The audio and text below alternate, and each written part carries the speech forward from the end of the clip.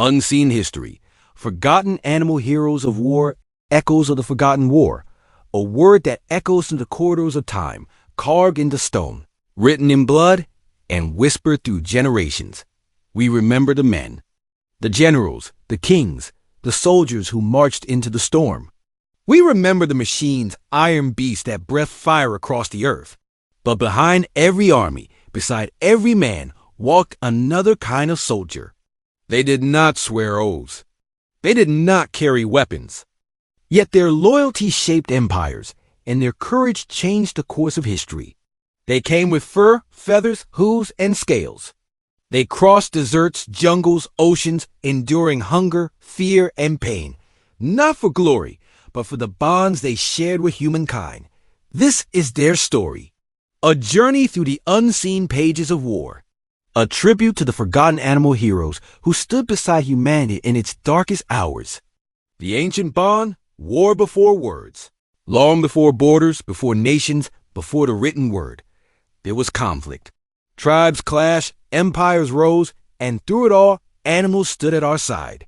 In the sun-scorched lands of ancient Egypt, horses were the chariots of gods. Pharaoh Ramses II, the warrior king, rode into battle at Kadesh around 1274 BCE. His two stallions, Victory and Mutt, are forever carved in the temple walls, nostrils flared, muscles straining against the chaos. Ancient texts claim Ramses spoke to them as equals. None is like you in courage. You carry my glory. Across the deserts of Persia, King Cyrus the Great used camels as living weapons. Their scent terrified enemy horses, scattering cavalry lines before a single sword was drawn. In that single act, nature itself became an ally of strategy. And in the vast plains of India, war elephants crushed through enemy ranks with unstoppable might. They carried towers of archers, trumpeted terror into opposing hearts, and became living symbols of divine power. But it was Hannibal of Carthage who turned the elephant into a legend. In 218 BCE, he led his army and 37 elephants across the frozen Alps to strike at Rome from the north. The journey was madness, blizzards, avalanches, exhaustion. Many men and beasts perished. But those who survived stood at the gates of Italy, a vision of terror that shook the Roman world. The bond between man and beast in war began here, not as friendship, but as dependence. Together, they conquered terrain, carried nations, and endured what neither could alone. The hooves that built empires, as civilizations expanded, so did their armies and their need for animals. The horse became not just a companion, but the engine of empire. No one understood this better than Genghis Khan. The Mongol hordes swept across Asia and Europe like a storm, conquering 1/4 of the known world, all from horseback. Each warrior had up to 6 horses, switching between them mid-battle to maintain relentless speed. They rode for days without rest, drinking their horses' milk for survival. To the Mongols, the horse was sacred, a partner in destiny. Together, they built an empire that no machine has yet rivaled. In medieval Europe, the horse transformed once more. Armored knights thundered across fields on massive destriers, war horses bred for strength and obedience. A knight without his horse was no knight at all. Every charge, every clash of steel was powered by a creature that felt the same fear, the same exhaustion, but pressed forward nonetheless. And yet, for every noble steed in history's tailies, there were thousands of nameless animals pulling wagons, hauling supplies, or carrying the wounded from the battlefield. During the Crusades, under the burning Middle Eastern sun, camels and donkeys transported food and water across endless dunes. Many collapsed where they stood, unrecorded, unburied, their sacrifice swallowed by the desert wind. Far to the east, samurai warriors treated their horses as living extensions of the soul. Before battle, they adorned them in armor, whispered prayers into their ears, and offered sacred sake and gratitude. Victory and death alike were shared between man and mount. From Mongol plains to medieval castles, from Persian sands to Japanese fields, animals were not tools of war. They were its foundation. Empires rose upon their backs. Messengers of the skies. By the dawn of the 20th century, Humanity had entered an age of steel and gunpowder. But amid all the inventions of war, the oldest ally still proved irreplaceable. The pigeon, small, humble, and fearless, became one of the most vital messengers of the modern battlefield. When communication lines were cut, when radios failed under bombardment, pigeons took to the skies. Trained to return to their home lofts, they carried messages in tiny canisters strapped to their legs, often containing information that meant the difference between survival and annihilation. During World War I, more than 100,000 pigeons served in the armies of Europe. They flew through artillery fire, toxic gas, and storms, often delivering messages when every human attempt had failed. One of them became a legend, "Cher ami, dear friend." In October 1918, the U.S. 77th Infantry Division was trapped behind enemy lines in the Argonne Forest. Surrounded by German forces and mistakenly shelled by their own artillery, their only hope was a single message carried by Cher ami. She took flight through smoke and gunfire, struck by bullets that shattered her leg and pierced her breast. But she kept flying, 25 miles through chaos, until she reached her loft, nearly dead, but alive enough to deliver the message that saved 194 men. For her service, Cher ami was awarded the French Croix de Guerre. She became a symbol of devotion that transcended species, and today she rests in the Smithsonian Museum, her small body a testament to immense courage. And she was not alone. Across the battlefields, pigeons like G.I. Joe in Italy and Mary of Exeter in England carried out hundreds of successful missions. Even as mankind invented radio and code, it was wings, not wires, that carried hope through the storms of war. Loyal companions, dogs of duty. When the guns of World War I roared to life, dogs became soldiers' closest allies. They dug trenches, carried supplies, warned of gas attacks, and found the wounded among the dead. Among these four-legged heroes stood Sergeant Stubby, perhaps the most famous dog of the Great War, a stray pit bull mix smuggled to France by American troops. Stubby became a battlefield veteran. He learned to detect incoming gas, barked warnings before attacks, and once captured a German spy hiding in the trenches. Stubby's story captured the world's heart. He returned home a decorated war hero, meeting Presidents Wilson, Harding, and Coolidge. To the men who fought beside him, he was not a mascot. He was family. In the Second World War, dogs served on every front. The Soviets trained them as anti-tank units, a grim and tragic role, but one that showed how far human desperation extended. In Britain and the U.S., dogs became scouts, sentries, and searchers. They saved lives in Normandy, in North Africa, and in the jungles of the Pacific. At the Battle of Guam in 1944, a Doberman named Kurt detected Japanese ambush and guided Marines through enemy fire. He was killed in action, the first Marine dog to die in the war. A bronze statue now stands over his grave, a symbol of loyalty that endures beyond words. For centuries, dogs have walked beside humanity in peace and in war. But in the trenches, where fear and death hung heavy in the air, they became something more. They became the embodiment of hope. The elephant soldiers. In the steaming jungles of Asia, the war sounded different. There were no tanks rumbling across plains, only the low thunder of elephants moving through the green depths. For centuries, these giants had marched beside kings and conquerors. But during the Second World War, they served once more, not for empire, but for survival. Burma, 1942. The monsoon rains turned roads into rivers of mud. British and Allied forces struggled to move supplies through terrain that swallowed machines whole.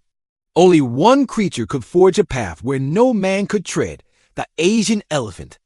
Under the leadership of James Howard Elephant Bill Williams, a British officer and lifelong elephant handler, these gentle giants became an army unto themselves.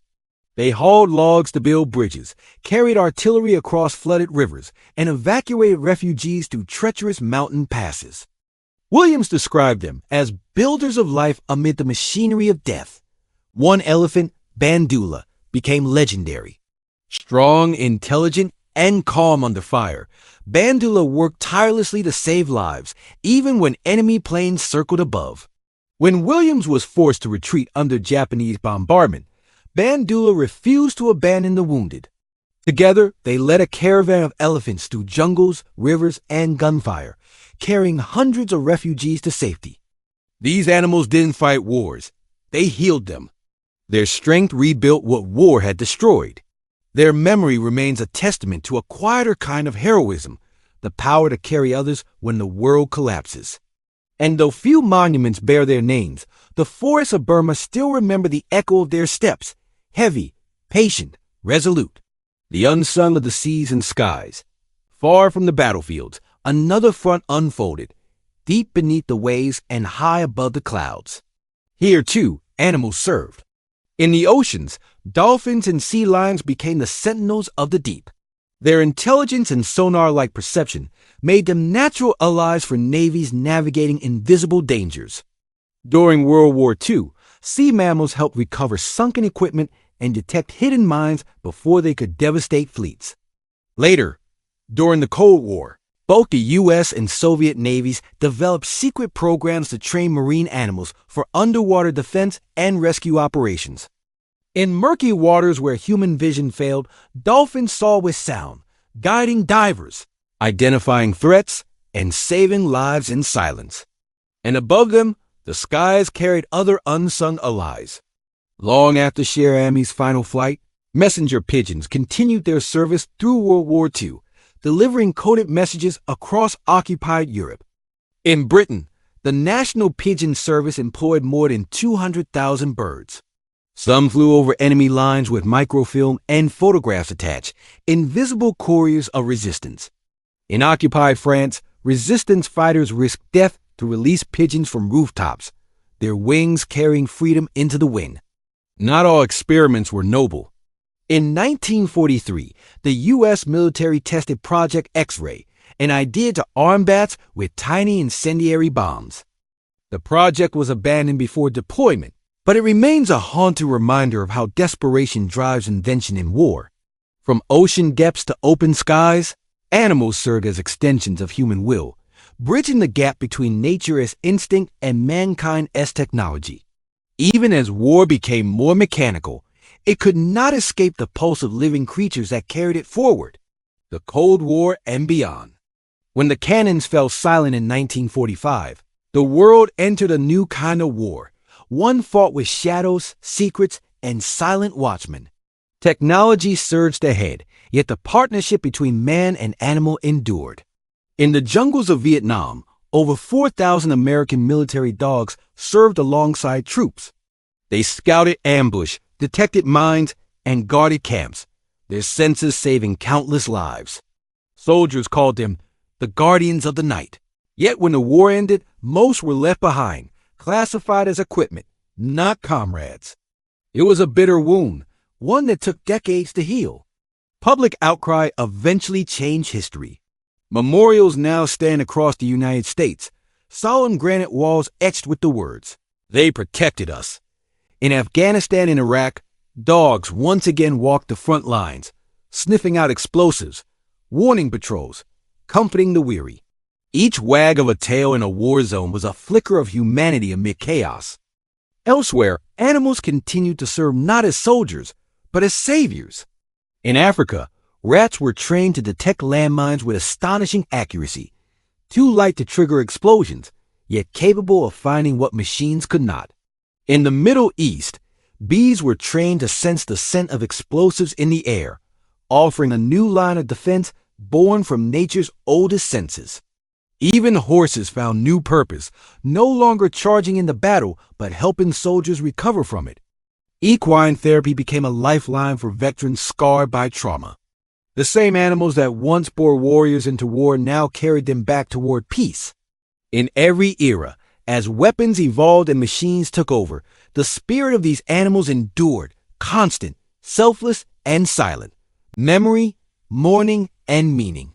Today, the world honors its heroes with parades, medals, and monuments. But the memorials to animal service are quieter, tucked in parks, gardens, and sanctuaries.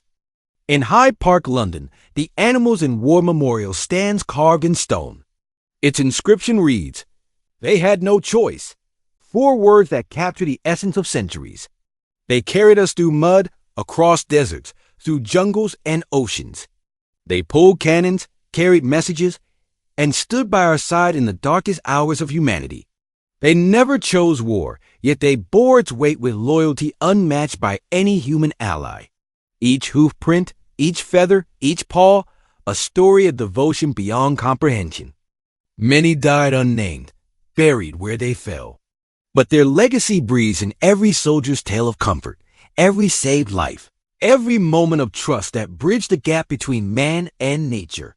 In Australia, New Zealand, and Britain, annual ceremonies now honor these forgotten veterans. Children place poppies at the feet of bronze horses and stone pigeons.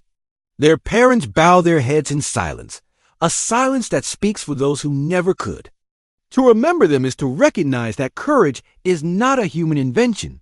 It is a shared language, one spoken in heartbeats, loyalty, and the will to serve without question. The unseen legacy. When wars end, time moves on. The soldiers return home. The flags are folded. The guns grow silent. But somewhere, in the fields where battles once raged, a memory lingers. A rusted horseshoe half buried in the soil. A tag from a messenger pigeon found decades later in a field of wildflowers. A weathered collar with a name once whispered by a soldier in the dark. These are not relics of war. They are echoes of faith, reminders that humanity's greatest ally was never a machine, but life itself. The story of animal heroes is not one of obedience, but a partnership. Through fear, hunger, fire, and death, they stood beside us, not understanding our causes, yet sharing our fate. They taught us something that no victory could, that courage can exist without reason, that loyalty can survive without reward, that even in the depths of war, compassion endures. History may not speak their names often, but in the quiet between heartbeats, in the flutter of wings, the echo of hooves, the whisper of fur against grass, their story continues. They were the unseen soldiers, the forgotten heroes, and though they had no choice, they served and they changed the world.